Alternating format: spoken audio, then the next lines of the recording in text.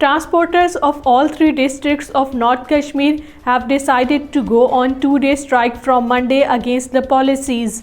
According to Kashmir Media Service, the transporters are demanding to permit them to move ahead of Baramulla stand in Srinagar.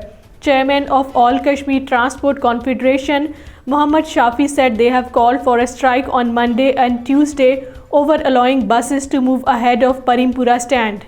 Justice continues to elude the families of Gori Sopore Massacre for the past 30 years, whose near and dear ones lost their lives at the hands of Indian paramilitary border security personnel in Sopore town on January 6, 1993. According to Kashmir Media Service, over 60 civilians were martyred and more than 400 shops and other structures, including residential houses, were gutted on this day in 1993 after Indian soldiers set ablaze the Sopore town.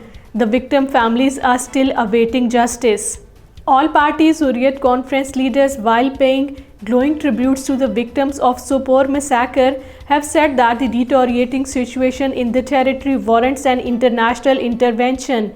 The APHC leaders Ghulam Muhammad Khan Sopori, Zamruda Habib, Yasmeen Raja, Farida Bahenji, Dr. Musaib, Maulana Sajid, Nadvi and Muhammad Aqib in their statements condemned India for committing Sopore-like massacres in the territory over the past 3 decades.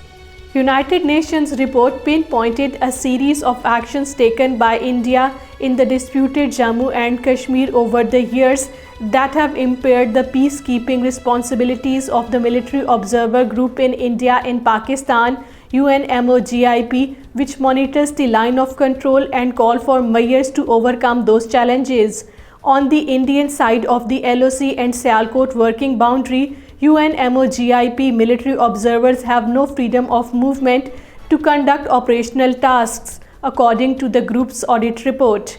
Chairman of Kashmir Council Europe, Ali Raza Sayed, has said that Kashmiris will not give up their right to self-determination promised by the international community. Ali Raza Sayed said it is unfortunate that the world body has failed to implement its resolutions, resulting in the continued sufferings of the Kashmiri people. Severe cold conditions continue in the Kashmir Valley. Srinagar recorded -5.5 degrees today, Qazi Gunj recorded -5.6 degrees, Pahalgam recorded -8.8 degrees and Kokarnag recorded -4.3 degrees.